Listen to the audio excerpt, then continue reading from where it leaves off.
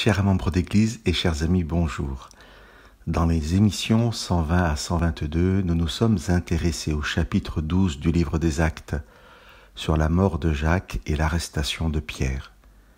J'aimerais vous lire les 2 derniers versets de ce chapitre 12 qui semblent sans rapport avec ces sujets principaux. Cependant, la parole du Seigneur se répandait et progressait. Barnabé et Saul, après s'être acquittés de leur service en faveur de Jérusalem, s'en retournèrent en prenant avec eux Jean, surnommé Marc. Luc, qui écrit ce livre des Actes, tient à nous rappeler que, quelles que soient les circonstances, les obstacles qui existent, la parole du Seigneur se répand et progresse. Une information succincte à la fin du chapitre, un simple petit verset. Mais une espèce de fil rouge qui court tout au long du livre des Actes. Rien n'arrête la prédication de la parole. Dès le chapitre 2, lors de la première prédication chrétienne connue, celle de Pierre à Jérusalem lors de la fête de la Pentecôte, celui-ci dit à la foule : « Mes amis, qu'il me soit permis de vous dire ceci avec assurance. » Jusqu'à la fin du livre, au dernier chapitre, lorsque Paul est en liberté surveillée à Rome, je vous lis les 2 derniers versets des Actes. Paul demeura 2 années entières au domicile qu'il avait loué.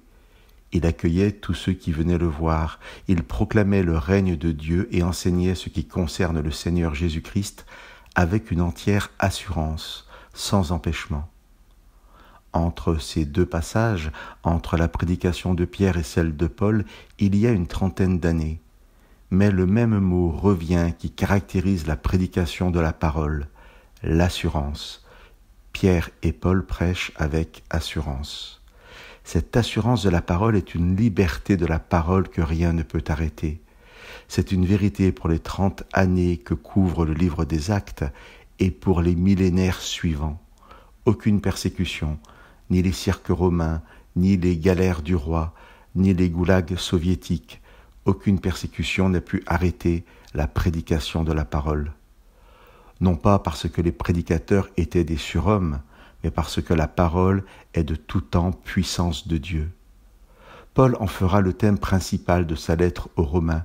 Il écrira au chapitre 2 que la bonne nouvelle est une puissance de Dieu pour le salut de quiconque croit.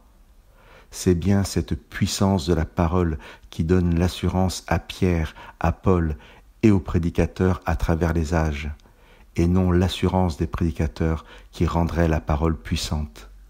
Chers amis, si vous êtes croyants, ce partage aujourd'hui veut vous fortifier dans votre mission, celle de partager la parole et sa puissance de salut avec l'assurance que Dieu vous donne.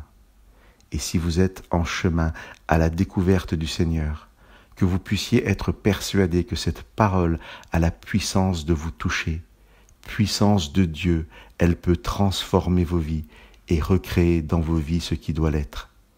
Chers amis, qui que vous soyez, que Dieu vous bénisse de sa parole.